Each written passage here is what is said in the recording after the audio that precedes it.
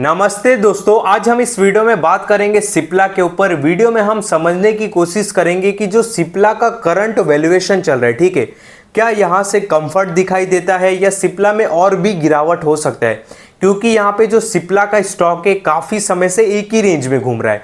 हम वीडियो में हम यही समझने की कोशिश करेंगे कि क्या इसका जो वैल्यूएशन है वो कंफर्ट हो चुका है, इसके लिए एक ही रेंज में घूम रहा है, या कुछ और बातें नीचे गिर सकता है, या क्या हो सकता है इसमें। हम इस वीडियो में हम यही समझने की कोशिश करेंगे। अभी देख सकते हो कि जो सिप्ला का प्राइस चल रहा है अराउंड 1476 रुपए के आसपास चल रहा है, ठीक है, अराउंड 1500 रुपए के आसपास चल रहा है और ये काफ़ी समय से इसी रेंज में घूम रहा है, ठीक है। यहाँ पे मार्केट में करेक्शन भी देखने के लिए हमको मिला है, तो आप बोल सकते हो कि इसी रेंज में घूम रहा है। थोड़ा डरा हुआ भी हो सकता है, क्योंकि भाई देखो, मार्केट में जब करेक्शन होता है तो जो अच्छे स्टॉक रहते हैं, बिकॉज सिप्ला एक बहुत ही अच्छा कंपनी है, क्योंकि भारत का दूसरा सबसे बड़ा फार्मा कंपनी, ठीक है। तो जो अच्छे स्टॉक रहते हैं ना, थोड़े स्टॉप हो जाते हैं, वो मतलब देखते हैं मार्केट में क्या गिरावट हो रही है, कैसी हो रही है, फिर उसके हिसाब से ये रिएक्शन देते। तो ये उस मार्केट की गिरावट के वजह से ना ये एक ही रेंज में फंसा हुआ अभी, ठीक है, 1400, 1500, 1476, 1500। और लास्ट टाइम भी बहुत पहले जब मैंने इसको अराउंड अक्टूबर की नवंबर में कवर किया था, तो उस टाइम पे भी ये उसी रेंज में घूम रहा था। मुझे परफेक्ट डेट नहीं याद, पर 2-3 महीने पहले भी ये उसी रेंज में घूम रहा था। यहाँ पे देख सकते हो जो इसका मार्केट कैप है वो 1,19,000, यानी कि हैवी लार्ज कैप की एक फार्मा की कंपनी है। स्टॉक का पी बात करूँ तो 24 है, और जो इंडस्ट्री का पी है वो 29 है। मतलब ये अपने इंडस्ट्री के पी से नीचे ट्रेड कर रहा है, और भारत की दूसरी सबसे बड़ी फार्मा कंपनी है। आप बात को थोड़ा यहाँ पे समझना, मैं बहुत डीप नहीं जाऊँगा, बिकॉज यहाँ पे रिस्ट्रिक्शन है, तो मैं जो बताने का वे है उस हिसाब से आप थोड़ा समझना।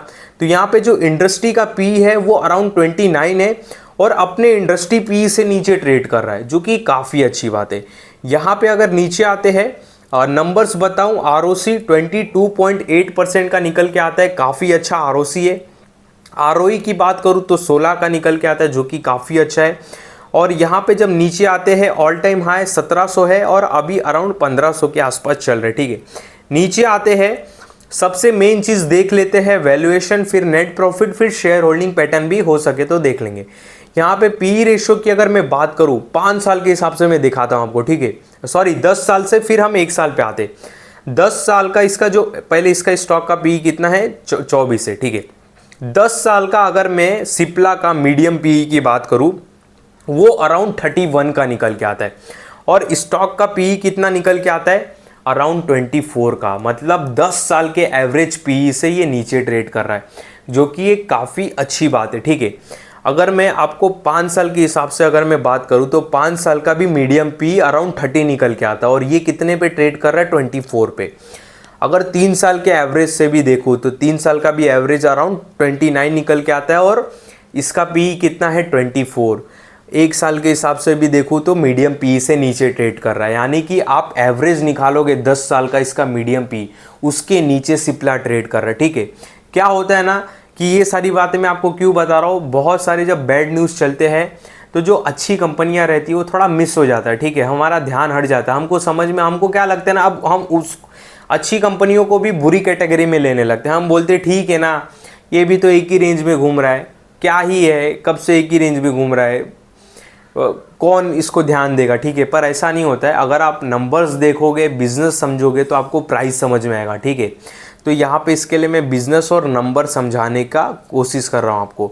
तो यहाँ पे अगर देखें वैल्यूएशन, अगर मैं आपको बताऊँ तो भाई वैल्यूएशन काफ़ी ज़्यादा कंफर्ट दिखाई देता है। अगर आप कोई फार्मा की कंपनी पे स्टडी कर रहे हो तो मेरे ख्याल से आपको इस पे भी स्टडी करनी चाहिए, ठीक है, पक्का करना चाहिए, बिकॉज इसका वैल्यूएशन काफ़ी कंफर्ट दिखाई दे रहा है। और भाई भारत का दूसरा सबसे बड़ा फार्मा कंपनी, और इतना कंफर्ट होना बहुत ही अच्छी बात है, ठीक है। और यहाँ पे जब नीचे आते हैं तो अगर मैं ग्रुप पे भी देखूँ तो ऑलमोस्ट ये अपने कॉम्पिटिटर के भी नीचे लो पी पे ही ट्रेड कर रहा है। जी हाँ, मैनकाइंड का तो 51 का पी है, सन फार्मा का 35 है, भाई बड़ी कंपनी है, 35 का पी मांगता है, ठीक है, कोई दिक्कत नहीं है। यहाँ पे नीचे आते हैं, नेट प्रॉफिट देखते हैं, ऑल टाइम हाई पे नेट प्रॉफिट है सिप्ला का, ऑल टाइम हाई सेल्स है, ऑपरेटिंग प्रॉफिट मार्जिन काफ़ी ही अच्छा है, दूसरों कंपनियों से भी अच्छा है 26% का, बिकॉज ये थोड़ा जेनरिक में ज़्यादा धंधा करता है और जेनरिक में थोड़ा मार्जिन ज़्यादा रहता है, जिसके वजह से ऑपरेटिंग प्रॉफिट मार्जिन काफ़ी अच्छा है 26 का। नीचे आते हैं, ये नंबर्स देखो, काफ़ी ही अच्छा मेरे को लगता है, ठीक है। 3 साल का सेल्स ग्रोथ 21% का, 5 साल का सेल्स ग्रोथ 25% का, 3 साल का सॉरी यहाँ पे 3 साल का प्रॉफिट ग्रोथ 21% का, जो कि काफ़ी अच्छी बात है। 5 साल का प्रॉफिट ग्रोथ 25% का, और यहाँ पे अगर 3 साल का सेल्स ग्रोथ 10% है, 5 साल का भी सेल्स ग्रोथ 10% है, फ्लैट है, ठीक है, कोई दिक्कत वाली बात नहीं। यहाँ पे ROE रिटर्न ऑन इक्विटी भी ठीक है, डिसेंट है, कोई दिक्कत वाली बात नहीं। यहाँ पे 28,000 करोड़ के आसपास, 28,201 करोड़ का कैश रिजर्व पड़ा है। कर्जा 1 रुपये का भी कर्जा नहीं है, ठीक है, 1 रुपये का भी कर्जा नहीं है। कंपनी एकदम फाइन कंपनी है, ठीक है। Cash working in progress 1000 crore के आसपास का है। फिक्स असेस्ट बढ़ रहा है, और क्या ही चाहिए, ठीक है। शेयर होल्डिंग पैटर्न 29% के आसपास प्रमोटर्स की होल्डिंग है। FIs की होल्डिंग्स 26%, DIs की होल्डिंग 27%, पब्लिक की होल्डिंग केवल 16%, और इस पब्लिक में भी बहुत बड़े बड़े लोग इसको होल्ड करते रहेंगे, आई थिंक, ठीक है। तो यहाँ पे देखो, ओवरऑल अगर मैं सिप्ला की बात करूँ, वैल्यूएशन की बात करूँ, तो वैल्यूएशन काफ़ी ज़्यादा कंफर्ट दिखाई देता है, ठीक है।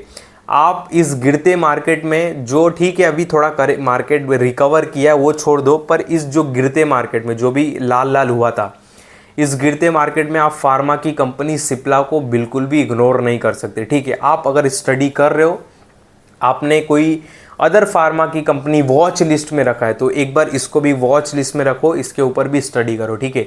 आपको ये काफ़ी हेल्प करेगा। बाकी ध्यान देना, मैं इस वीडियो में आपको किसी भी तरह का उत्साहित नहीं कर रहा हूँ कि जाके सिप्ला का स्टॉक अभी का अभी बाय कर लो।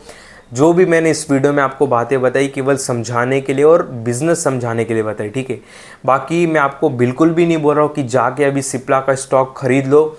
बाकी ध्यान देना, मेरे इस वीडियो में या कभी भी किसी भी वीडियो में बाय सेल का कॉल नहीं रहता है, इस बात का आप बहुत बहुत ध्यान देना।